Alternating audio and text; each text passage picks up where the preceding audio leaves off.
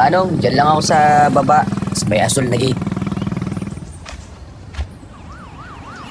Pulis? Ganito kaga may pulis?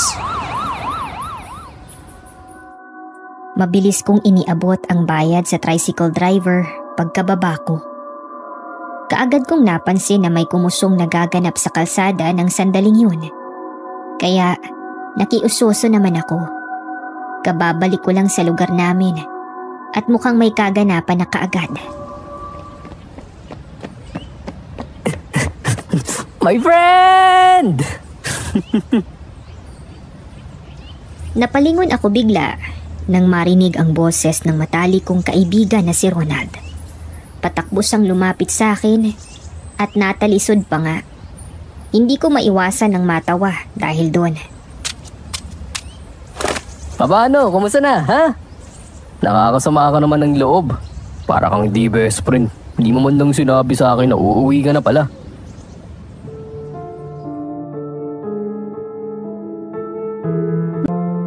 Itago mo na lang ako sa pangalang Jonathan. Meron akong kwento. Isang bagay na hindi ko alam kung paano sisimulan.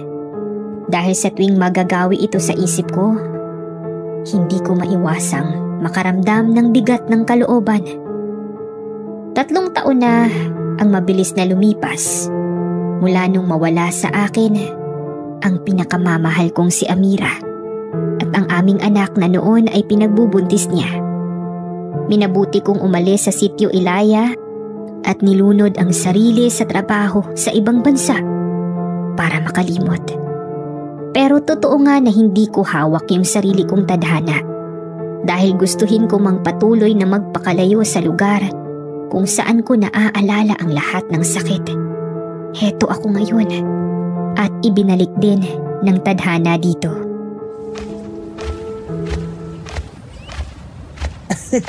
Ikaw pa talaga ang nagtampo. Ikaw nga itong hindi masyadong nagpaparamdam sa akin itong mga nakaraang buwan eh. Sigurado ako, in love ka na naman ano. Eh nako. Saka isa pa, hindi ko rin naman inaasahan itong uwi ko pare. Nagkakamot ng ulong umakbay sa akin si Ronald. Sa tagal na naming magkaibigan, alam na alam ko na ang galawan nito kapag in love. Kapag nasawi naman sa pag-ibig, ako rin yung takbuhan. Ano bang dahilan ng biglaan mong pag-uwi? Nagsasawa ka na ba sa alikabok ng disyerto sa Saudi, pre? Hindi pa naman pare. Ano lang kasi, si Lolo raw kasi may sakit. Parang hindi na raw magtatagal kasi, alam mo na, nahihina na. Nakiusap si Tia Irma na kung maaari baka magawan ng paraan na maikuha ng mag-aalaga. Kasi nga na-stroke si Tio Pablo. Ilang buwan ang nakakaraan din yun eh. Ay naku, mahina na pala si Lolo Gorio. Hindi naman namin nababalita dahil simula nung kinuha yan dito ng tiyahin mo, wala nang nabisita sa bahay nyo eh. Hindi na nga malaman ni Tia kung anong gagawin niya sa pag-aalaga doon sa dalawang may sakit. Kaya hindi ko na rin inaasahan pa na maaasikaso niya yung bahay na to. Hanggang kailan ka rito? Nag-resign na ako. Para naman sa ganon eh matagal-tagal ko pang makasama ang lolo. Sa ilang taong pagtatrabaho ko naman sa Saudi, nakaipon naman ako kahit papano. Maliban doon, may natanggap din akong separation pay mula sa kumpanyang pinagtatrabahuan ko. Naisip kong gawin yung puhunan sa negosyo. May ilang sandali na rin kaming nag-usap ng kaibigan ko nang mapansin kong panay ang labas ng mga kapitbahay at tila ba iisang direksyon lang ang kanilang tinutumbok. Teka lang. Kanina pa labas ng mga kapitbahay papuntang Pailaya. Ano po meron? May event ba? Maganda ang lugar namin. Kahit noon pa man na hindi pa masyadong na-develop yung lugar. Dayuhin na kami ng mga tao mula sa iba't ibang karatig na bayan. Kalmado ang lahat. Maaliwalas. Huwag nga lang puputok ang bulkan. Oo nga pala. Munti ko na makalimutan nang makita kita eh. Papunta nga rin ako dun sa may dulo eh. Ang sabi may nakita raw patay na babae. Nakakaawa raw ang mag-ina. Parang may kutsilyong tinarak sa aking dibdib nang marinig ko ang ibinalitang yun ni Ronald. Binaha ang isip ko ng mga eksena mula sa nakaraan. nang makita kong wala ng buhay ang katawan ng aking buntis na asawang si Amira. Pilit ko yung winaksi sa aking isipan at ipinasok ang mga dala kong maleta sa loob ng aming bakuran. Wala namang magtatangkang gumalaw o magnakaw ng mga yon doon, lalo na at nasa looban na namin. Mababait ang mga tao dito dahil halos lahat kami magkakamag-anak na rin. May mga dayo man, mangilan-ngilan lang. May balita ka ba kung taga saan yung babae? Ewan, malabong taga rito yun. Walang nakakakilala eh. Sa malamang tinapon lang yun dito.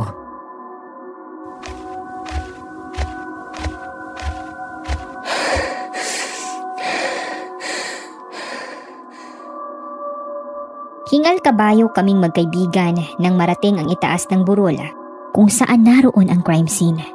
Maraming tao ang nakikiususo habang ang mga pulis naman ay nag-iimbestiga sa paligid. May mangilan-ngilan pang kumukuha ng video at litrato.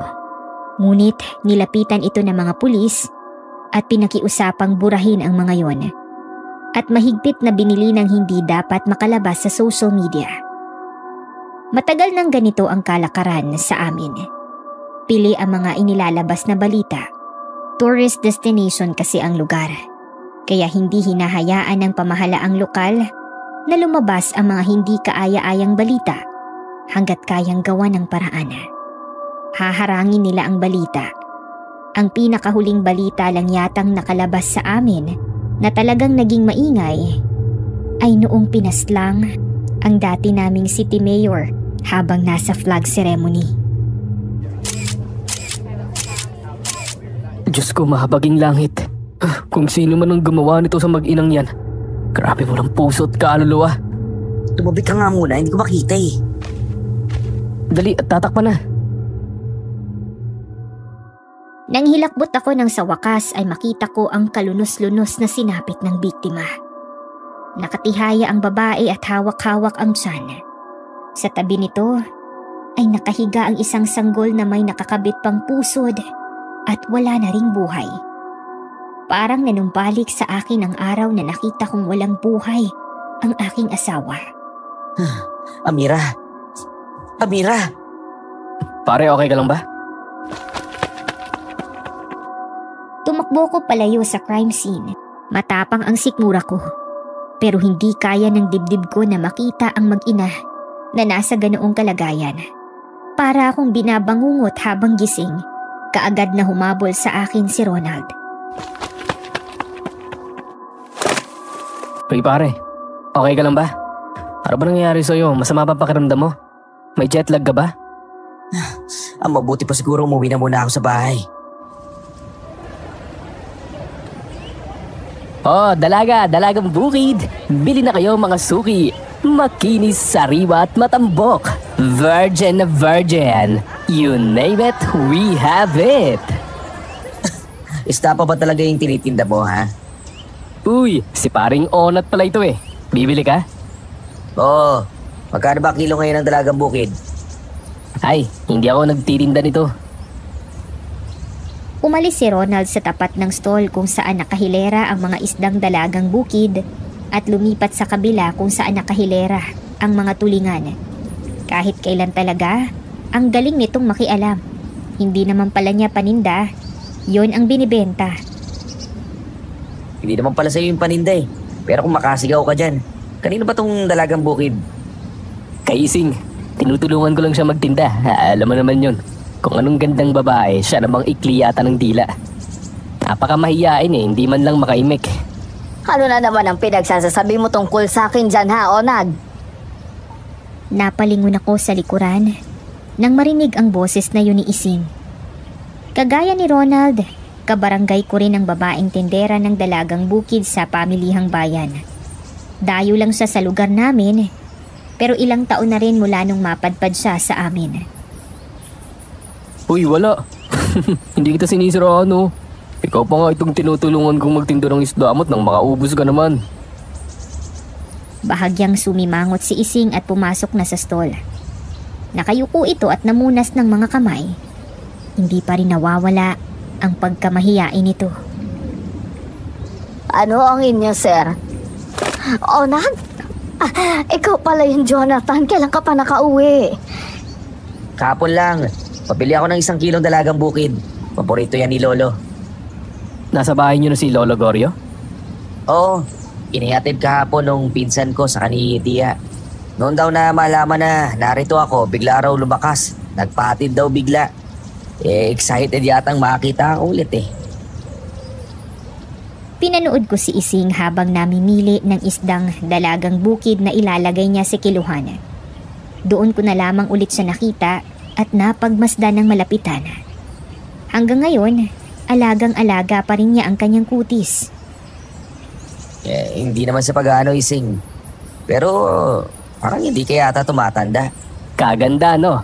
Kakainis pa, parang mga tinda niyang dalagang bukid. Nat, huwag mo na masyadong biruin ang dalaga. Nakita ko kung paano labis na namula ang pisngi ni Ising. Alam ko naman na palabiro si Ronald kay Ising. At sa kahit na kanino man sa aming kabarangay. Lalo na sa mga taga-sityo, Ilaya. Totoo ba?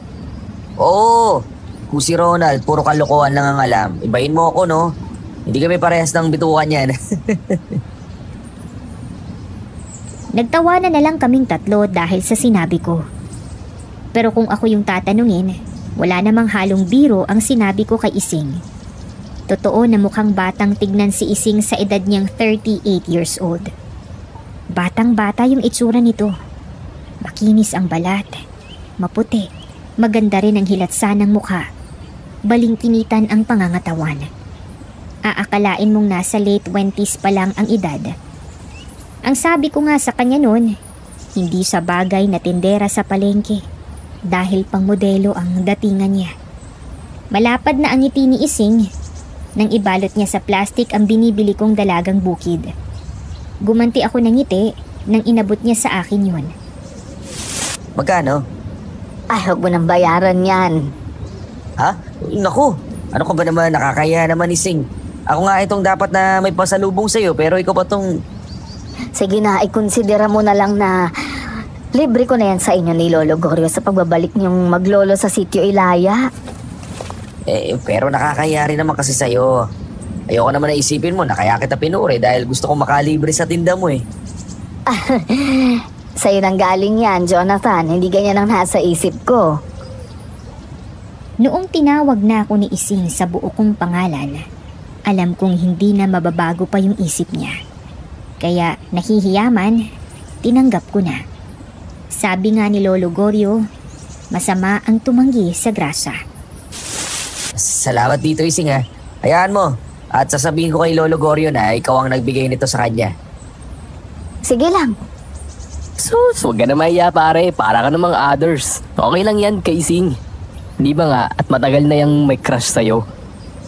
Dad. Ay, naku, kung ano-ano naman yung pinagsasabi mo. Crush? Ako, crush ni Ising? Oo pare, akala mo ba binibiro lang kita nung isang beses na sinabi ko yun sa'yo? Crush ka niya ni Ising, matagal na. Hindi pa man kayo nagiging magkasintahan ni Amira. Sumalangit na ba ang kaluluwa ng yumaong mga asawa? Aray ko! Mapanakit din pala itong si Ising minsan. Tama na yan. Sige na, tama na. Kakabiro mo pare. Ay nako. Sinaway ko na si Ronald. Napansin ko kasing hindi na komportable pa si Ising sa itinatakbo ng usapan namin. Minabuti ko na ring magpaalam sa kanila dahil nakisuyo lang ako kay Nanay Lisa na bantayan si Lolo sandali hanggang sa makauwi ako galing sa pamamalengke. Oo nga pala, mauna na ako umuwi sa inyong dalawa. Kita-kits na lang sa inyo sa Sitio Ilaya. Ising, ha? Pag may oras ka, dumaan ka naman sa bahay minsan. Ha? Ako? Oo nga, ikaw nga. May iba pa bang Ising dito? Sige. Lo, halika na ho sa loob. Madalim na, baka lamukin ho kayo rito. Saka malamig na rin, baka sipunin po kayo. Pabayaan ako, papasok ka po. Natutuwa pa ako pagmasta ng paligid. Si Lolo naman oh. Paano nyo pa po na pagmamasta ng paligid? Ganyang madilim na. Madilim na ang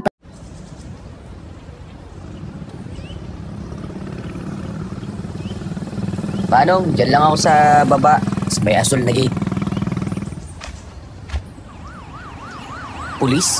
Ganito kaga may pulis? Mabilis kong iniabot ang bayad sa tricycle driver pagkababa ko. Kaagad kong napansin na may kumusong nagaganap sa kalsada ng sandaling yun. Kaya nakiusoso naman ako. Kababalik ko lang sa lugar namin at mukhang may kaganapan na kaagad. My friend! Napalingon ako bigla nang marinig ang boses ng matalik kong kaibigan na si Ronald. Patakbo siyang lumapit sa akin at natalisod pa nga. Hindi ko maiwasan ng matawa dahil doon. Paano? Kumusta na, ha? Nakakasama ka naman ng loob. Para kang di best friend. Hindi mo man lang sinabi sa akin na uuwi ka na pala.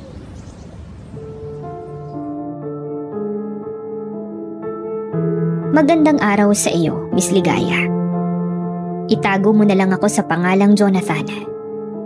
Meron akong kwento. Isang bagay na hindi ko alam kung paano sisimulan. Dahil sa tuwing magagawi ito sa isip ko, hindi ko maiwasang makaramdam ng bigat ng kalooban. 3 taon na ang mabilis na lumipas mula nung mawala sa akin ang pinakamamahal kong si Amira at ang aming anak na noon ay pinagbubuntis niya. Minabuti kong umalis sa Sitio Ilaya at nilunod ang sarili sa trabaho sa ibang bansa para makalimot. Pero totoo nga na hindi ko hawak yung sarili kong tadhana dahil gustuhin ko mang patuloy na magpakalayo sa lugar kung saan ko naaalala ang lahat ng sakit. Heto ako ngayon at ibinalik din ng tadhana dito.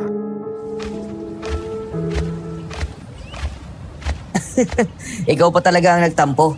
Ikaw nga itong hindi masyadong nagpaparamdam sa akin itong mga nakaraang buwan eh. Sigurado ako, in love ka na naman ano. Ay nako. Saka isa pa, hindi ko rin naman inaasahan itong uwi ko pare. Nagkakamot ng ulong umakbay sa akin si Ronald. Sa tagal na naming magkaibigan, alam na alam ko na ang galawan nito kapag in love. Kapag nasawi naman sa pag-ibig, ako rin yung takbuhan. Ano bang dahilan ng biglaan mong pag-uwi? Nagsasawa ka na ba sa alikabok ng disyerto sa Saudi, pre? Hindi pa naman pare. Ano lang kasi, si Lolo raw kasi may sakit. Parang hindi na raw magtatagal kasi, alam mo na, nahihina na. Nakiusap si Tia Irma na kung maaari baka magawan ng paraan na maikuha ng mag-aalaga. Kasi nga na-stroke si Tio Pablo.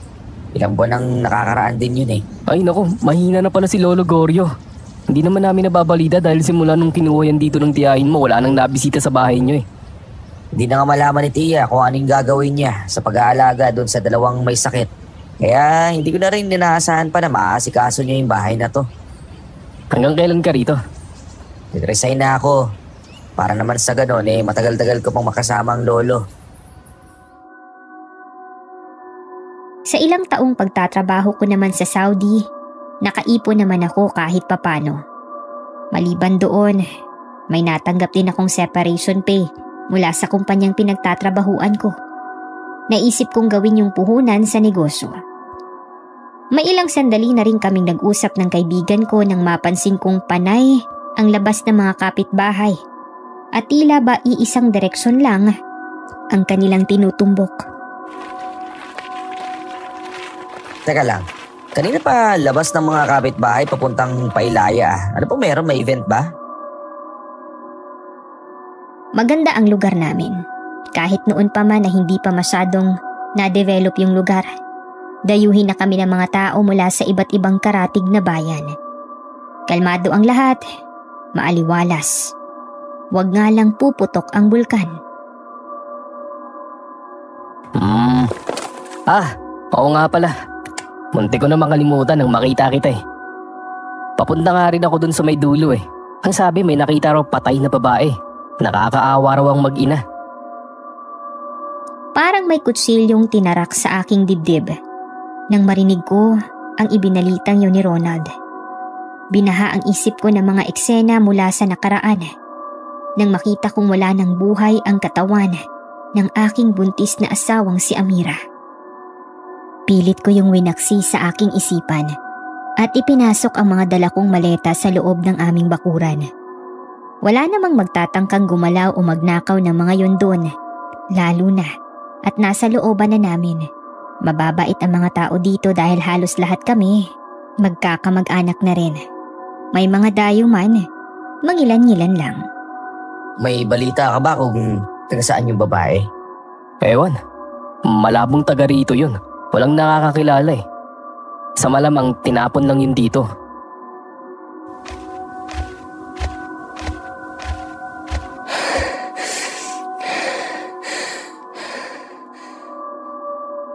Hingal kabayo kaming magkaibigan nang marating ang itaas ng burol kung saan naroon ang crime scene. Maraming tao ang nakikiususo habang ang mga pulis naman ay nag-iimbestiga sa paligid. May mangilan-ngilan pang kumukuha ng video at litrato. Ngunit nilapitan ito ng mga pulis at pinakiusapang burahin ang mga yon.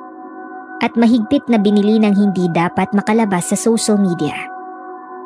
Matagal nang ganito ang kalakaran sa amin. Pili ang mga inilalabas na balita. Tourist destination kasi ang lugar. Kaya hindi hinahayaan ng pamahalaang lokal na lumabas ang mga hindi kaaya-ayang balita hanggat kayang gawa ng paraan. Haharangin nila ang balita. Ang pinakahuling balita lang yatang nakalabas sa amin na talagang naging maingay ay noong pinaslang ang dati naming city mayor habang nasa flag ceremony. Diyos ko, mahabaging langit. Kung sino man ang gumawa nito sa mag-inang yan. Grabe, walang puso at kaluluwa. Tumabi ka nga muna, hindi ko makita eh. Dali, at tatakpan na. Nang hilakbot ako nang sa wakas ay makita ko ang kalunos-lunos na sinapit ng biktima. Nakatihaya ang babae at hawak-hawak ang tiyan. Sa tabi nito ay nakahiga ang isang sanggol na may nakakabit pang pusod at wala na ring buhay. Parang nanumbalik sa akin ang araw na nakita kong walang buhay ang aking asawa. Amira! Amira! Pare, okay ka lang ba? Tumakbo ko palayo sa crime scene. Matapang ang sikmura ko. Pero hindi kaya ng dibdib ko na makita ang mag-ina na nasa ganoong kalagayan. Para akong binabangungot habang gising, kaagad na humabol sa akin si Ronald. Hey pare, okay ka lang ba? Ano ba nangyayari sa'yo? Masama ba pakiramdam mo? May jet lag ka ba? Ang mabuti pa siguro umuwi na muna ako sa bahay. Oh, dalagang bukid. Bili na kayo mga suki. Makinis, sariwa at matambok. Virgin na virgin. You name it, we have it. Isda pa ba talaga yung tinitinda mo, ha? Uy, si paring Onat pala ito eh. Bibili ka? Oo. Magkano ba kilo ngayon ng dalagang bukid? Ay, hindi ako nagtitinda nito. Umalis si Ronald sa tapat ng stall kung saan nakahilera ang mga isdang dalagang bukid at lumipat sa kabila kung saan nakahilera ang mga tulingan. Kahit kailan talaga, ang galing nitong makialam. Hindi naman pala niya paninda, yon ang binibenta. Hindi naman pala sa'yo yung paninda eh. Pero kung makasigaw ka dyan, kanino ba tong dalagang bukid? Kay Ising, tinutulungan ko lang siya magtinda. Alam mo naman yun. Kung anong gandang babae, siya namang ikli yata ng dila. Napakamahiyain eh, hindi man lang makaimik. Ano na naman ang pinagsasasabi mo tungkol sa akin dyan ha, Onad? Napalingon ako sa likuran nang marinig ang boses na yun ni Ising. Kagaya ni Ronald, kabarangay ko rin ang babaeng tindera ng dalagang bukid sa pamilihang bayan. Dayo lang siya sa lugar namin, pero ilang taon na rin mula nung mapadpad siya sa amin. Uy, wala. Hindi kita sinisiraan oh. Ikaw pa nga itong tinutulungan kong magtinda ng isdamot nang makaubos ka naman. Bahagyang sumimangot si Ising at pumasok na sa stall. Nakayuko ito at namunas ng mga kamay. Hindi pa rin nawawala ang pagkamahiyain nito. Ano ang inyo, sir? Oh, ikaw pala yung Jonathan. Kailan ka pa nakauwi? Kahapon lang. Pabili ako ng 1 kilong dalagang bukid. Paborito yan ni Lolo. Nasa bahay niyo na si Lolo Goryo? Oo, inihatid kahapon nung pinsan ko sa kani Tia. Noon daw na malaman na narito ako, bigla raw lumakas. Nagpatid daw bigla.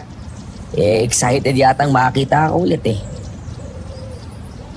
Pinanood ko si Ising habang namimili ng isdang dalagang bukid na ilalagay niya sa kiluhan.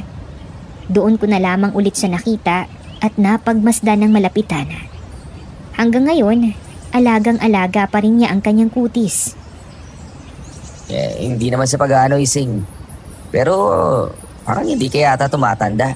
Kaganda, no? Kakainis pa, parang mga tinda niyang dalagang bukid. O Nat, huwag mo na masyadong biruin ang dalaga. Nakita ko kung paano labis na namula ang pisngi ni Ising. Alam ko naman na palabiro si Ronald kay Ising. At sa kahit na kanino man sa aming kabarangay. Lalo na sa mga taga-sityo, Ilaya. Totoo ba? Oo, kung si Ronald, puro kalokohan lang ang alam. Ibahin mo ako, no? Hindi kami parehas ng bitukan yan. Nagtawanan na lang kaming tatlo dahil sa sinabi ko. Pero kung ako yung tatanungin, wala namang halong biro ang sinabi ko kay Ising. Totoo na mukhang batang tignan si Ising sa edad niyang 38 years old. Batang-bata yung itsura nito. Makinis ang balat, maputi, maganda rin ang hilatsa ng mukha. Balingkinitan ang pangangatawan. Aakalain mong nasa late 20s pa lang ang edad. Ang sabi ko nga sa kanya noon, hindi sa bagay na tindera sa palengke dahil pang modelo ang datingan niya. Malapad na ang ngiti ni Ising nang ibalot niya sa plastik ang binibili kong dalagang bukid. Gumanti ako ng ngiti nang inabot niya sa akin yun. Magkano? Ay, huwag mo nang bayaran yan. Ha? Naku, ano ka ba naman, nakakaya naman, Ising. Ako nga itong dapat na may pasalubong sa'yo, pero ikaw pa tong...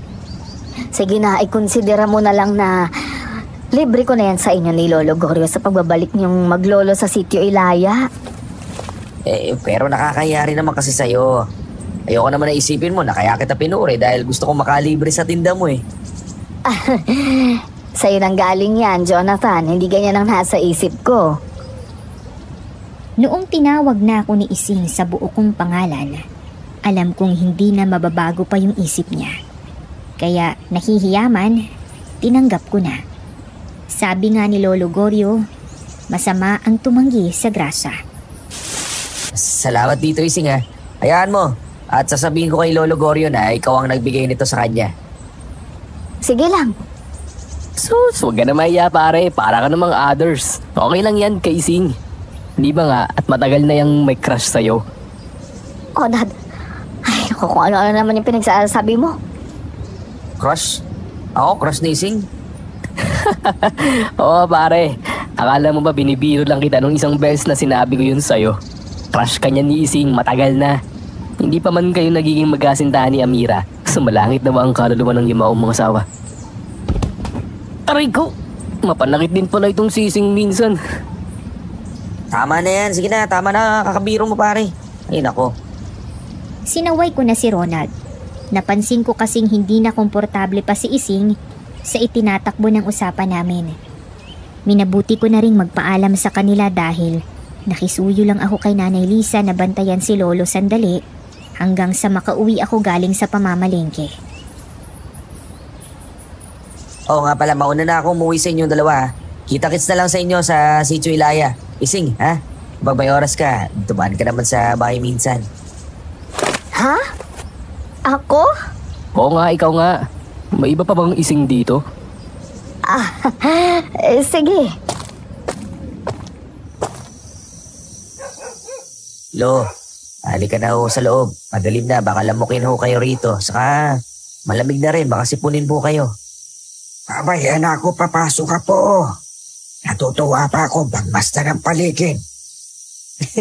Si Lolo naman, no? Paano nyo pa po na pagmamasta ng paligid? Ganyang madilim na. Madilim na ang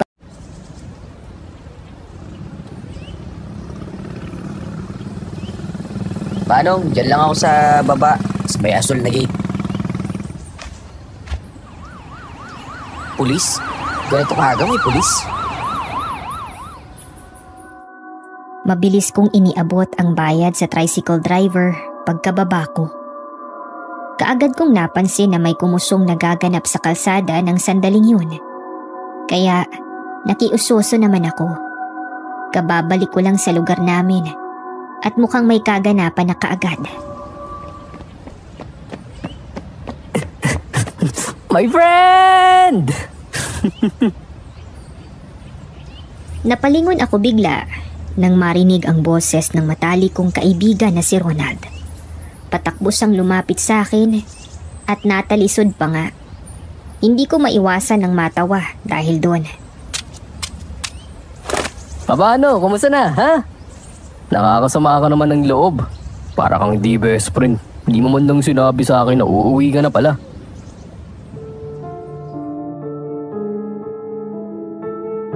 Magandang araw sa iyo, Miss Ligaya.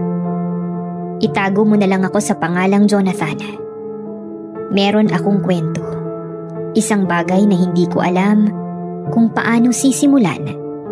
Dahil sa tuwing magagawi ito sa isip ko, hindi ko maiwasang makaramdam ng bigat ng kalooban.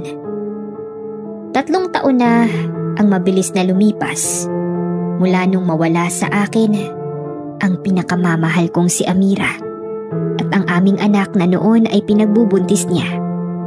Minabuti kong umalis sa Sitio Ilaya at nilunod ang sarili sa trabaho sa ibang bansa para makalimot. Pero totoo nga na hindi ko hawak yung sarili kong tadhana dahil gustuhin ko mang patuloy na magpakalayo sa lugar kung saan ko naaalala ang lahat ng sakit. Heto ako ngayon at ibinalik din ng tadhana dito.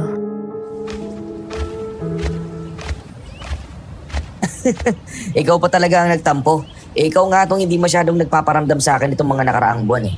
Sigurado ako, in love ka na naman ano. Ay nako. Saka isa pa, hindi ko rin naman inaasahan itong uwi ko pare. Nagkakamot ng ulong umakbay sa akin si Ronald. Sa tagal na naming magkaibigan, alam na alam ko na ang galawan nito kapag in love. Kapag nasawi naman sa pag-ibig, ako rin yung takbuhan. Ano bang dahilan ng biglaan mong pag-uwi? Nagsasawa ka na ba sa alikabok ng disyerto sa Saudi, pre? Hindi pa naman pare. Ano lang kasi, si Lolo raw kasi may sakit. Parang hindi na raw magtatagal kasi, alam mo na, nahihina na. Nakiusap si Tia Irma na kung maaari baka magawan ng paraan na maikuha ng mag-aalaga. Kasi nga na-stroke si Tio Pablo. Ilang buwan ang nakakaraan din yun eh. Ay naku, mahina na pala si Lolo Goryo. Hindi naman namin nababalita dahil simula nung kinuha yan dito ng tiyahin mo, wala nang nabisita sa bahay nyo eh. Hindi na nga malaman ni Tia kung anong gagawin niya sa pag-aalaga doon sa 2 may sakit. Kaya hindi ko na rin inaasahan pa na maaasikaso niya yung bahay na to. Hanggang kailan ka rito? Nag-resign na ako. Para naman sa ganon eh matagal-tagal ko pang makasama ang lolo. Sa ilang taong pagtatrabaho ko naman sa Saudi, nakaipon naman ako kahit papano. Maliban doon, may natanggap din akong separation pay mula sa kumpanyang pinagtatrabahuan ko. Naisip kong gawin yung puhunan sa negosyo. May ilang sandali na rin kaming nag-usap ng kaibigan ko nang mapansin kong panay ang labas ng mga kapitbahay at tila ba iisang direksyon lang ang kanilang tinutumbok. Teka lang, kanina pa labas ng mga kapitbahay papuntang Pailaya. Ano po meron? May event ba? Maganda ang lugar namin. Kahit noon pa man na hindi pa masyadong na-develop yung lugar. Dayuhin na kami ng mga tao mula sa iba't ibang karatig na bayan. Kalmado ang lahat, maaliwalas. Huwag nga lang puputok ang bulkan. Oo nga pala. Munti ko na makalimutan nang makita kita eh. Papunta nga rin ako dun sa may dulo eh. Ang sabi may nakita raw patay na babae. Nakakaawa raw ang mag-ina. Parang may kutsilyong tinarak sa aking dibdib nang marinig ko ang ibinalitang yun ni Ronald. Binaha ang isip ko ng mga eksena mula sa nakaraan nang makita kong wala ng buhay ang katawan ng aking buntis na asawang si Amira. Pilit ko yung winaksi sa aking isipan at ipinasok ang mga dala kong maleta sa loob ng aming bakuran. Wala namang magtatangkang gumalaw o magnakaw ng mga yun doon, lalo na at nasa looban na namin. Mababait ang mga tao dito dahil halos lahat kami magkakamag-anak na rin. May mga dayo man, mangilan-ngilan lang. May balita ka ba kung taga saan yung babae? Ewan, malabong taga rito yun. Walang nakakakilala eh. Sa malamang tinapon lang yun dito.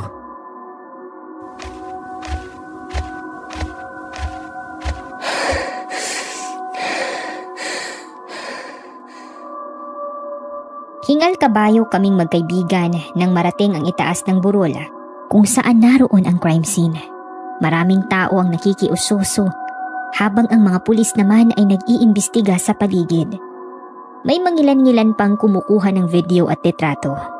Ngunit nilapitan ito ng mga pulis at pinakiusapang burahin ang mga yon. At mahigpit na binili ng hindi dapat makalabas sa social media. Matagal nang ganito ang kalakaran sa amin. Pili ang mga inilalabas na balita. Tourist destination kasi ang lugar. Kaya hindi hinahayaan ng pamahalaang lokal na lumabas ang mga hindi kaaya-ayang balita hanggat kayang gawa ng paraan. Haharangin nila ang balita.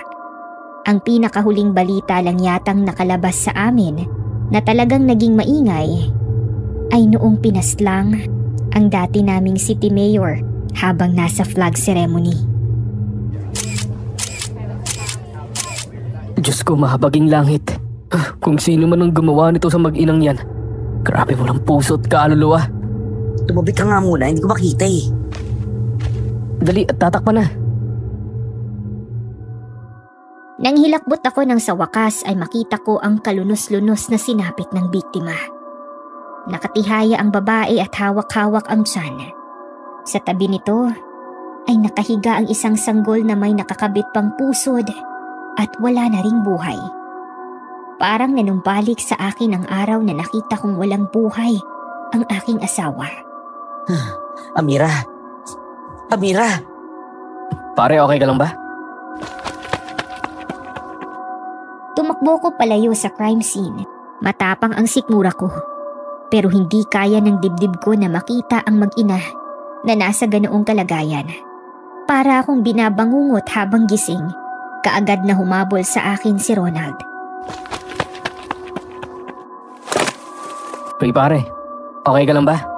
Ano ba nangyayari sa'yo? Masama ba pakiramdam mo? May jet lag ka ba? Ang mabuti pa siguro umuwi na muna ako sa bahay. Oh, dalagang bukid. Bili na kayo mga suki. Makinis, sariwa at matambok. Virgin na virgin. You name it, we have it. Istapa ba talaga yung tinitinda mo, ha? Uy, si paring Onat pala ito eh. Bibili ka? Oo.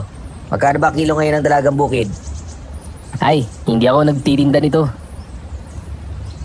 Umalis si Ronald sa tapat ng stall kung saan nakahilera ang mga isdang dalagang bukid at lumipat sa kabila kung saan nakahilera ang mga tulingan. Kahit kailan talaga, ang galing nitong makialam. Hindi naman pala niya paninda, yon ang binibenta. Hindi naman pala sa'yo yung paninda eh. Pero kung makasigaw ka dyan, kanino ba tong dalagang bukid?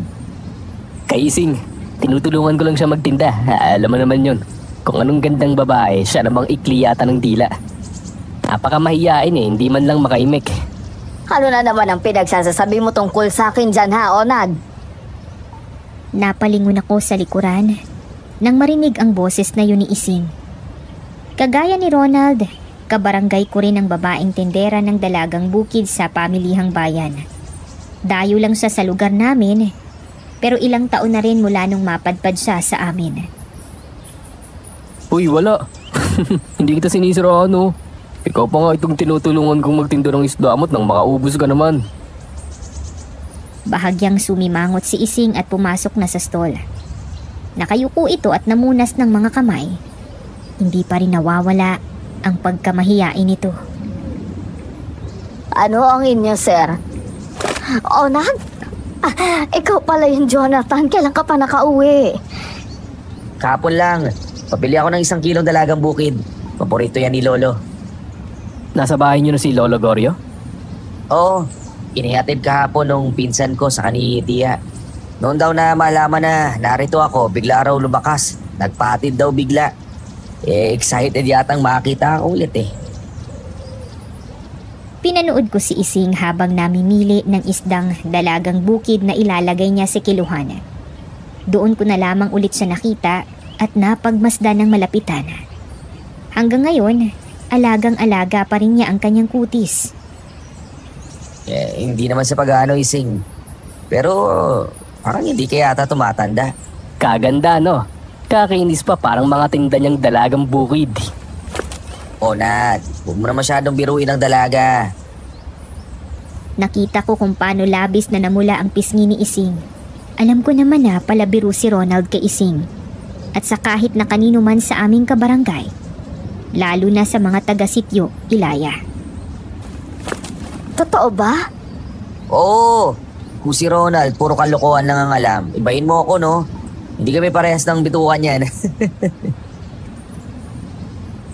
Nagtawanan na lang kaming tatlo dahil sa sinabi ko. Pero kung ako yung tatanungin, wala namang halong biro ang sinabi ko kay Ising. Totoo na mukhang batang tignan si Ising sa edad niyang 38 years old. Batang-bata yung itsura nito. Makinis ang balat, maputi, maganda rin ang hilatsa ng mukha. Balingkinitan ang pangangatawan. Aakalain mong nasa late 20s pa lang ang edad. Ang sabi ko nga sa kanya noon, hindi sa bagay na tindera sa palengke dahil pang modelo ang datingan niya. Malapad na ang ngiti ni Ising nang ibalot niya sa plastik ang binibili kong dalagang bukid. Gumanti ako ng ngiti nang inabot niya sa akin yun. Magkano? Ay, huwag mo nang bayaran yan. Ha? Naku, ano ka ba naman, nakakaya naman, Ising. Ako nga itong dapat na may pasalubong sa'yo, pero ikaw pa tong... Sige na, ikonsidera mo na lang na libre ko na yan sa inyo ni Lolo Goryo sa pagbabalik niyong maglolo sa sitio Ilaya. Pero nakakaya rin naman kasi sa'yo. Ayoko naman na isipin mo na kaya kita pinuri dahil gusto kong makalibre sa tinda mo eh.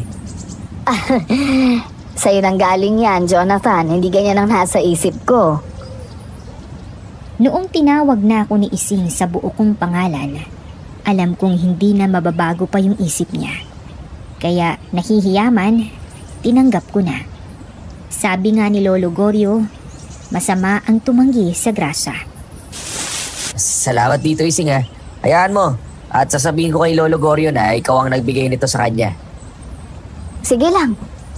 Sus, huwag ka na mahiya pare, para ka namang others. Okay lang yan kay Ising. Hindi ba nga at matagal na yung may crush sa'yo? Dad. Ay, naku, kung ano-ano naman yung pinagsasabi mo.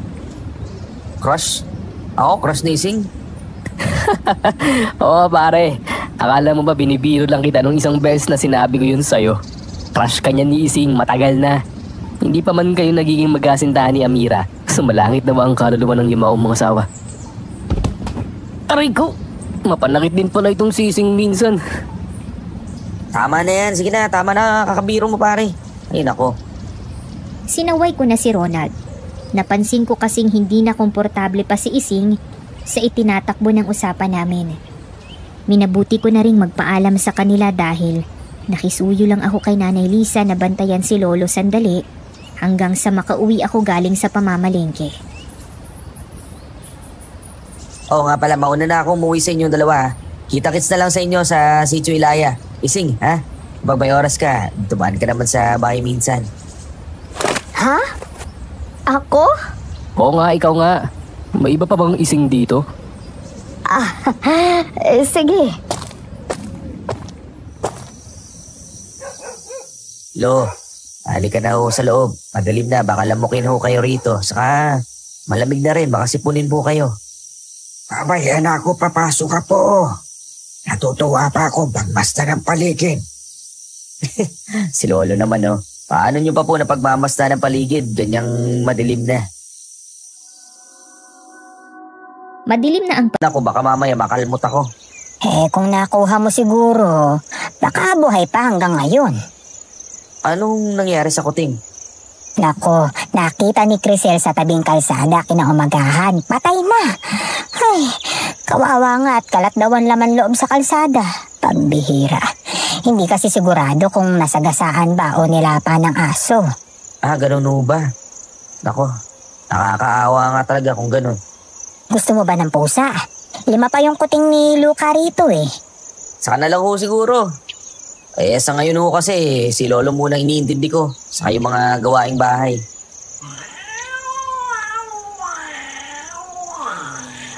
Pareho kaming nagulat ni Nanay Lisa nang bigla nalang umangil si Luca habang nakatingin sa direksyon ng kalsada. Nakita ko si Ising na nag-aabot ng bayad sa tricycle driver. Nagpaalam na ako sa aking biyanan para lapitan si Ising. Paano, Nay? Dayin ko na lang ho kayo bago ako malis. Oo, sige. Tapusin ko lang itong pagluluto ko ng sopas ha, at nang madalhan ko rin ang lolo mo. Salamat po, Nay. Mabilis akong tumakbo para habulin si Ising. Papasok na siya ng bahay nang maabutan ko. Kakapalan ko na ang aking mukha at magtatanong dahil ayokong isipin pa ng isipin kung bakit bigla siyang umalis nung gabing yun. Ising, sandali. Oh, Onat, bakit? Itatanong ko lang sana sa'yo kung bakit bigla ka na lang nawala nung isang gabi. May bibigay pa naman sana ako sa'yo. Kasi nag-text sa akin si Luz na nakita niya raw naglalakad mag-isa sa kalsada si Nika. Umiiyak. Alam mo naman ang panahon ngayon, nakakatakot. Baka kung ano pang mangyari sa batang yan pag dilim na nasa labas pa. Nika? Sino Nika? Wala akong maalala na may kapatid o pamangkin si Ising na ganun yung pangalan. Sigurado rin naman ako na wala pa siyang anak. Kung meron man, hindi makakaligtas kay Ronald ang balita at sasabihin niya yun sa akin kaagad. Maya-maya pa ay bumukas ang pinto at lumabas mula doon ang isang batang babae. Sa hinuha ko, parang naglalaro na 10 taon ang edad nito. Ito si Nika, ampon ko. Anak ito nung dati kong katulong na nagtinda sa palengke. Nung maulila sa magulang, ayan kinupkup ko na. Siya naman ngayon ang nakakatulong ko sa pagtitinda sa mga gawaing bahay. Tinitigan ko si Nika at nakipagtitigan din siya sa akin. May kung ano sa mga titig nito ang nagpapahiwatig sa akin ng isang bagay na hindi ko matukoy. Para bang may nais itong sabihin na hindi naman magawang bigkasin ng mga labi nito. Hi, Nika. Ako nga pala si Kuya Jonathan. Pwede mo na rin ako tawaging Kuya Onat. Hindi umimik ang bata. Basta lang itong tumalikod at nagtatakbo na paloob. Mukhang mayain yung ampun mo. Naku, madaldal yan dati. Pero simula nung namatay yung magulang, hindi na umiimik. Saka naging malayo na sa tao. Hindi nga yan nakikipaglaro sa ibang mga bata rito eh. Ano pa yan kung kailan gabi na, yung madilim na anak ko, saka paaalis ng bahay. Minsan pa nga tumawag pa ako ng barangay, makatulong lang sa paghahanap. Nako, delikado yung ganyan. Lalo na sa panahon ngayon na hindi natin alam kung may umaaligid bang masamang loob dito sa lugar natin. Kaya nga ayoko nang mawawaglit sa paningin ko yung batang yan eh. May lagnat lang siya nitong mga nakaraan kaya hindi ko maisama sa palengke. Kaya ito, maga ako umuwi. Hayaan mo, lagi naman ako nandito sa amin at nagbabantay. Pagka ganun, titignan-tignan ko na rin yan si Nika. Salamat naman kung ganun, Onat. Sus, ano ka ba? Wala yun. Sino ba bang magtitinginan dito kaya magdadamayan kung di tayo magkakapit bahay? At yun nga palang ibibigay ko sa'yo. Dadaan ko na lang sa'yo sa isang araw. Sige lang, walang problema. Jonathan, sandali lang. Pwede ba ako magtanong? Hindi pa, nagtatanong ka na nga. Hanggang ngayon ba, mahal mo pa rin si Amira? Saglit akong natigilan sa tanong na yun ni Ising. Hindi ko inaasahan na sa kanya yon manggagaling. Ramdam ko ang bigat nun sa aking dibdib. Mahal ko si Amira mula noon hanggang ngayon ni Sing. At kahit wala na siya sa mundong ito, hindi ako tumitigil na mahalin siya. At syempre naghahanap din ako ng hustisya sa nangyari sa kanya. Kung ano man yung nararamdaman mo para sa akin, pagpasensyahan mo na muna kung hindi ko magagawang tugunan. Noong wala akong nakuhang tugon mula kay Ising, minabuti ko nang umuwi. Kailangan ko na rin gumayak pa sa pagpunta sa birthday ni Ambo. Pareng Ambo, happy birthday sa'yo. Sa'yo ang inumin, sa'yo ang babae, kami ang dadali. Umayos ka nga. Hahalik ka na naman sa kalsada kapag hindi mo inayos yung buhay mong lasinggero ka. Nako. 1 oras lang ang balak kong itagal sa handaan ni Ambo. Ngunit nang maglabas na ng alak at pulutan, hindi na mapuknat ang kasama ko. Hindi ko rin naman maiwan si Ronald na mag-isa sa inuman dahil kilala ko siya. Kaunting alak lang na pumasok sa sistema, nawawala na ito sa katinuan. Lagi tuloy itong napapatrobol pagdating sa huli. Naku, Onad, sinasabi ko kung hahabulin tayo ng aso, iiwan talaga kita dito. Ang sama mo talagang kaibigan, pare. Sana kainin ka na lang ng aswang.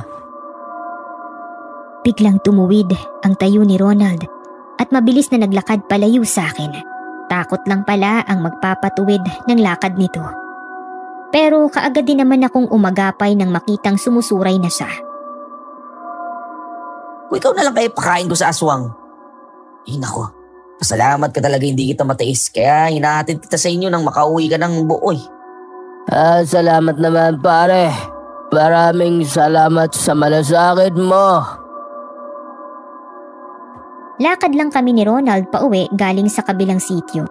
Pinahihiram naman ako ni Ambo ng motor para maihatid ko ng mabilis ang mukong. Pero nag-alangan ako. Lasing na lasing eh. Baka mamaya mahulog pa habang nakaangkas. Mabuti na sa lakad. Kung masubsob man, yun lang yung poproblemahin ko. May ilang minuto pa kaming naglalakad bago namin tuluyang narating ang bahay ni na Ronald. Naabutan pa namin ang tiyo Gimo nitong nagsisindi ng insenso sa labas ng bahay. Magandang gabi tiyo Gimo. Tinanguan lang ako ng tsuhi ni Ronald. Pagkatapos, pumasok na sa loob ng bahay. Inihatid ko lang yung kaibigan ko hanggang sa makapasok sa porch at bahala na ito sa buhay niya. Madapa man siya, naroon na siya sa kanila. Ano yun? Nagpalingon-lingon ako sa paligid nang marinig ko ang tunog na yun. Malakas ang pagaspas ng mga pakpak na yun. Hindi ako matatakutin. Alam ni Ronald kung gaano ako katapang sa dilim dahil hindi ako naniniwala sa aswang. Pero nang sandaling yun, mabilis ang naging tibok ng puso ko. Bahagya akong napaatras nang makarinig ng mga kaluskos at yabag mula sa hindi kalayuan. Kung may masamang loob akong makakaengkwentro ng gabing yun, hindi ako handa. Wala akong dalang kahit na ano na pangdepensa sa aking sarili. Handa na sana akong umuwi nang may biglang maliit na figurang sumulpot mula sa kabilang panig ng kalsada.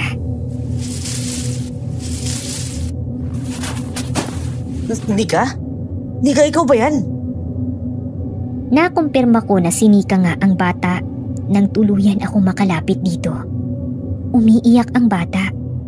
Alam ko naman kung ano ang kalagayan ni Nika kaya minabuti kong buhatin ito para iuwi sa bahay ni Ising.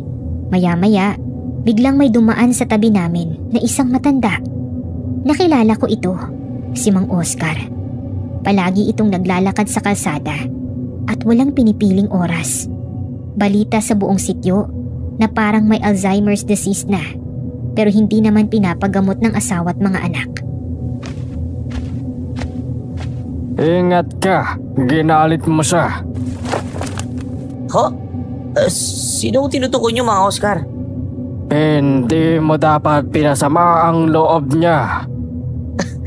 Ang mabuti ho, Mang Oscar, umuwi na ho kayo. Gabi na ho at saka delikado nang maglalabas sa panahon ngayon. Mapabata man o matanda. Bakit naman ako matatakot ikaw tong gumalit sa kanya. Natatawang napailing lang ako. Nang sa wakas, tumapat kami sa bahay ni Mang Oscar, kusa namang umuwi ang matanda. Si Nika naman ay iniuwi ko na sa bahay ni Ising sa hindi kalayuan din. Nakisaya lang naman ako sa kaarawan ni Ambo, pero naging tagahatid pa ako. Ising?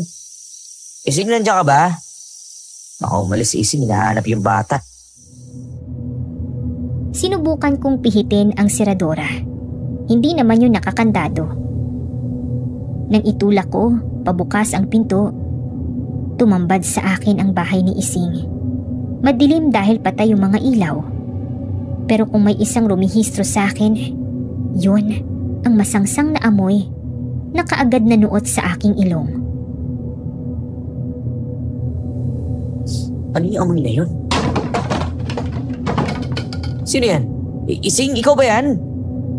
Papasok na sana ako sa loob, ngunit biglang may isang kamay na pumatong sa balikat ko at pinigilan ako. Nakita ko si Ising nang lumingon ako. May kung ano sa ekspresyon ng mukha nito. Mabuti naman, narito ka na. Ikaw pa lang nakakita kay Nika. Kanina ko pa siya hinahanap. Oo nga, mabuti na lang nakita ko. Mukhang napagod din, kakalamyerda. Nakatulog na habang buhat ko. Salamat sa paghatid kay Nika. May problema ba, Ising? Kumusta ka? Masama ba yung pakiramdam mo? Ising? Pasensya ka na. Pagod lang ako sa maghapong pagtitinda sa palengke. Kinuha na ni Ising ang bata mula sa akin. Dahil doon, nagkalapit kami at nasamyo ko sa kanya ang tila malametal na amoy. Amoy yun ng dugo. Hindi ako maaaring magkamali. Pero ipinagkibit balikat ko yun. Maghapong nagtinda ng dalagang bukid sa palengke si Ising.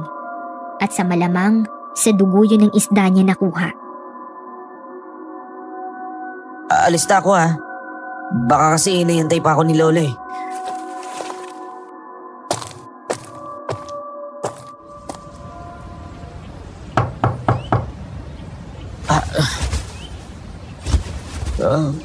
Sandali lang. Naku, nagising ba kita? Gising naman na ho ako. Kaya lang wala pa sana akong balak bumangon dahil masakit yung ulo ko sa hangover eh. Bakit ho? Di ba BS Criminology ang natapos mo? Opo. Bakit ho? Ayun, sakto.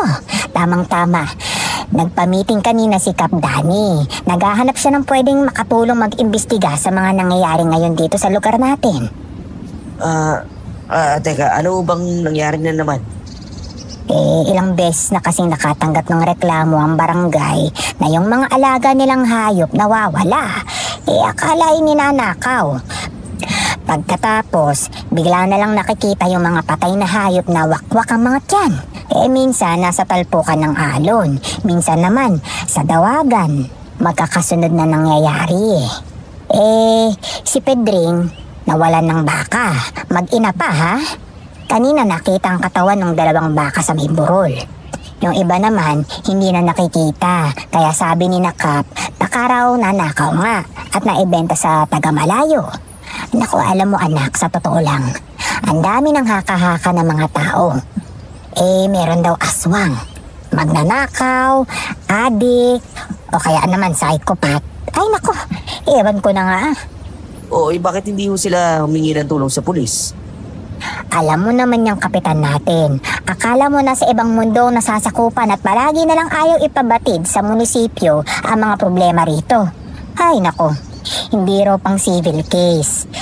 Saka alam mo naman, madali para sa mga kinauukulan ang basta na lamang magbinbin ng mga kaso. Lalo na kung mahirap lang ang magsasampa ng kaso. Basta ha, aasahan ka namin at ako ang bahala muna kay Lolo Goryo mo. Sige ho, Nay. Tutulong ho ako sa apat na makakaya ko pero hindi ho ako mangangako ha.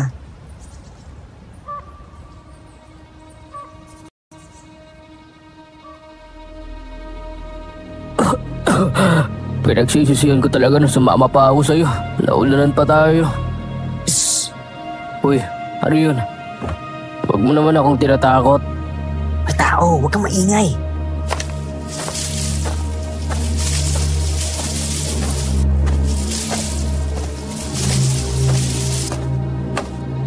Magagaan ang mga hakbang na sinundan namin ni Ronald ang pinagmumula ng narinig kong mga yabag.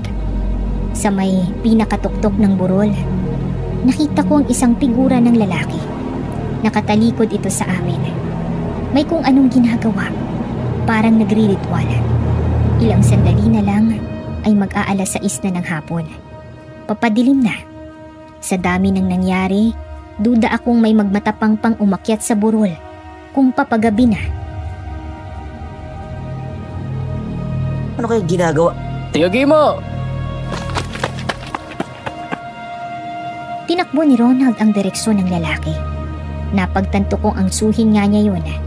Nang humarap sa amin, tila gulat na gulat itong makita kami. Anong ginagawa ninyong dalawa dito? Napatingin ako sa mga kagamitang nakahanay sa telang nakalawad sa lupa. Nanlaki ang mga mata ko nang makita ang isang pamilyar na pendant doon. Nagpupuyos ang dibdib kong dinakma ko yun. Teka, bakit nasa iyo itong pendant na kwintas ni Amira? Ha? Patingin.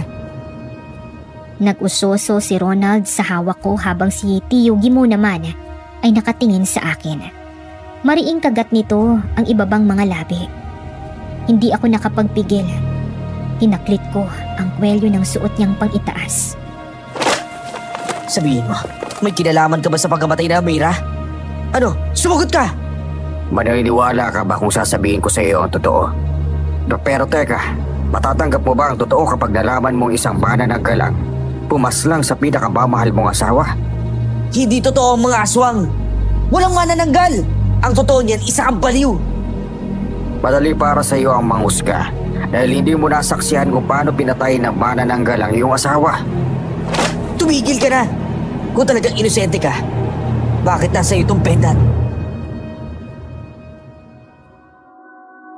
Malakas kong itinulak si Tio Gimo at nagpupuyos ang dibdib na nilisan ng burol. May sinasabi si Ronald ngunit tila wala akong naririnig.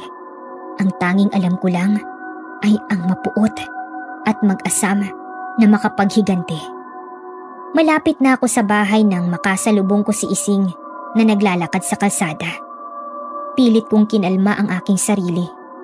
Maganda ang bihis niya ng sandaling yun. Nasamyo ko ang pamilyar na pabangong amoy nang magkalapit kami. Kaamoy ni Amira. Kung ganun, nakuha na niya ang iniwan kong set sa teresa ng bahay niya kagabi. Oh, mukhang bis na bis ka. May lakad ka ba? Wala naman. Naisip ko lang kasi na matagal na pala akong hindi nakakapagbiis ng maganda tulad nito. Hinawakan nito ang magkabilang laylayan ng suot na bestida at nagpaikot-ikot pa. Kung naiba-iba lang sana yung sitwasyon, tiyak na labis akong mabibighani kay Ising. Pero sariwa pa rin sa alaala ko ang yumao kong asawa. Maganda ba? Oo naman. Saan ka galing? Diyan lang, nagpapahangin. Hindi ko magawang sabihin kay Ising kung ano ang totoo at kung ano yung natuklasan ko. Ayoko siyang mag-alala. Kung may dapat magdala ng bigat ng lahat ng ito, ako yun. Kung hindi ka pa uuwi, samahan mo muna ako maglakad-lakad at magpahangin na. Kung hindi pa masakit yung paa mo, okay lang bang samahan mo akong maglakad hanggang doon sa Baywalk? Okay lang naman. Tumabi sa akin si Ising at magkaagapay kaming naglakad. Mabagal lang ang lakad namin. Pero parang kay bilis noon at hindi ko na malayan na nakarating na pala kami sa Baywalk. Alam mo, pansin ko kanina pa parang ang lalim ng iniisip mo. Ha? Tingnan mo ngayon, lutang ka na naman. Alam mo, pwede mo naman akong paghingahan ng nararamdaman mo eh. Hindi nakakatulong yung pagsasarili lang ng mga bagay-bagay. May Gusto ko ba talaga sa akin, Ising? Pag sinabi ko bang oo, magagalit ka? Hindi naman. At saka wala naman akong sa lugar para magalit, no? Kasalanan ba na magkagusto ka sa kapwa mo? Sabi nga ni Onad, yudo na ako, single ka. Sinubukan ko namang maghanap ng para sa akin nung nagpakasal na kayo ni Amira, pero wala eh. Maalat yata talaga yung love life ko. Ay, tinanggap ko na. Baka tatanda na lang akong dalaga. Naisip ko na ang saklap naman, ang lungkot. Kaya nung naulila si Mika, walang pagdadalawang isip na kinupkup ko siya kahit na nga ba medyo mahirap ang alagaan siya dahil sa kondisyon niya. Nabuti ka pa. Dahil kay Mika, hindi ka na magiging malungkot pagtanda mo. May makakasama ka na. Ako kapag ka nawala si Lolo Goryo, hindi ko na alam kung magiging maayos pa yung takbo ng buhay ko. Nandito lang naman ako. Mas lumapit pa sa akin si Ising. Ikinawit niya ang mga braso sa bewang ko at tumingkayad. Huli na para makaiwas dahil sa isang iglap, nakalapat na ang mga labi niya sa mga labi ko. Ngunit sa halip na makaramdam ako ng excitement sa pangyayari, kabaliktaran at halos nga wala akong naramdaman. Mahal ko pa rin talaga si Amira. May paggalang na tinulak ko si Ising palayo. Nakita ko kung paanong nagdilim ang kanyang mukha sa ginawa ko. Pasensya ka na, Ising. Pero mali ito. Ilang minuto kaming nagtitigan bago nawala ang dilim sa kanyang mukha. Nagbaba ito ng tingin. Naintindihan ko. May magagawa pa ba ako kung talagang ayaw mo sa akin? Hindi naman sa ayaw ko sa'yo, Ising. Pero hindi ko pa talaga kaya magmahal ulit eh. Siguro hindi pa ngayon. May nakuha kasi akong lead sa pagkamatay ni Amira. Gusto ko siyang mabigyan ng hustisya. Ano ka mo? Alam mo na kung sino pumatay sa kanya? Hindi pa ako sigurado kung tama ang suspect ko pero may lead na ako. Dinukot ko mula sa bulsa ng aking pantalon ang pendant ng kwintas ni Amira. Gawa sa ginto ang pendant at may imahe doon ng Berheng Maria na buhat-buhat ang isang baby Jesus. Nang baliktarin ko yon, tumambad sa amin ang nakaukit na initial na letrang A na ako mismo yung umukit. Binili ko ang kwintas sa isang shrine sa Quezon Province nung magkasintahan pa lang kami. At ang sabi, may orasyon daw yung pamprotekta sa sino mang may-ari. Hindi man ako paniwalain sa mga aswang at kababalaghan, pero para sa kaligtasan at proteksyon ni Amira, pinaniwalaan ko. Mabuti pa, itago mo na yan, Jonathan. Baka mamaya mawala pa yan. Yan ang ebidensya mo para makamit ang hustisya. Tama ka. Siguro, bumalik na tayo. Baka naghihintay na sa'yo yung lolo mo. Baka rin natakasan na naman ako ni Nika.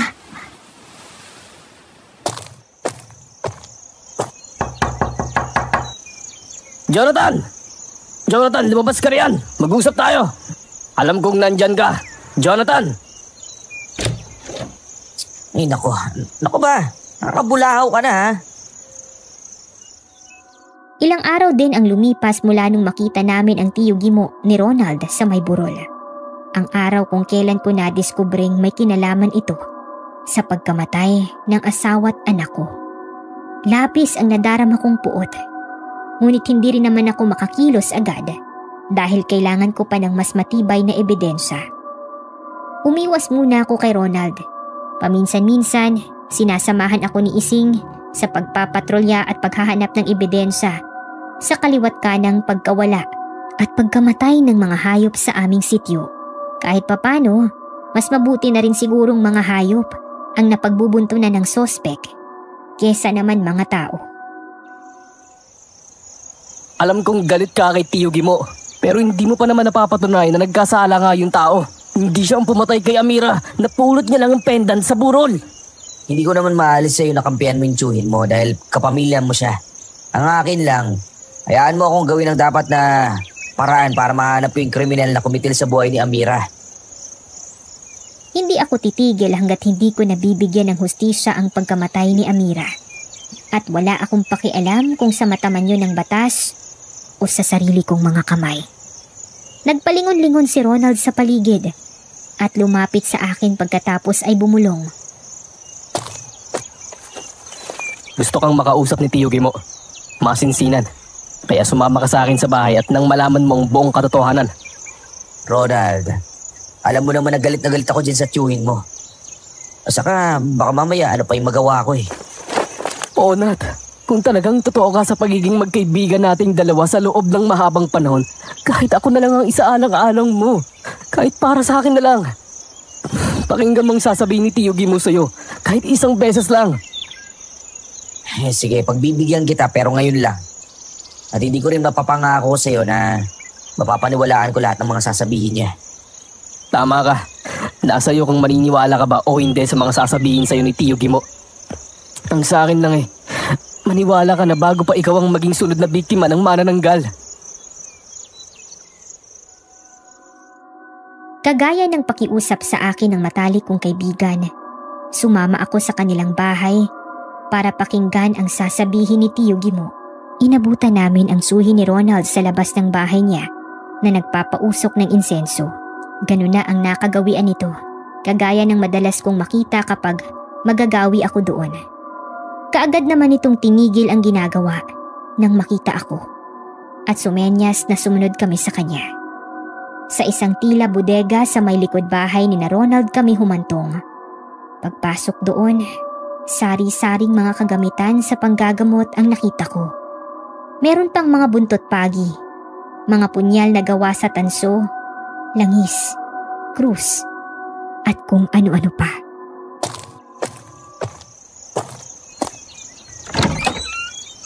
Maupo ka muna riyan, iyo. Ihahanda ko ang pantawas. Nagpunta ako rito para pakinggan ko anong sasabihin ninyo tungkol sa pagkamatay ng asawa ko. Alam ko. Pero bago yun, gusto ko muna sanang matawas ka nang sa ganun ay malaman natin kung nakalapit ba sa iyo ang aswang na kumitil sa buhay ng asawa mo. Gaano ba kayo nakakasigurado na aswang na? Manananggal ang kumitil sa buhay ni Amira, Jonathan. Naroon ako sa burol ng araw na mangyari yon. At hanggang ngayon, kinokonsensya ako dahil wala akong nagawa upang iligtas siya. Patawarin mo ko, Jonathan. Pinatay siya hindi dahil sa gusto niya kainin ang manananggal o kung ano pa man. Pinatay ang asawa mo dahil gusto ng manananggal na maangking kanya. Si Ising. Yak ka na naman sa mga kakaka mo, Onad eh. Alam mo, mali rin ang nambibintang ka.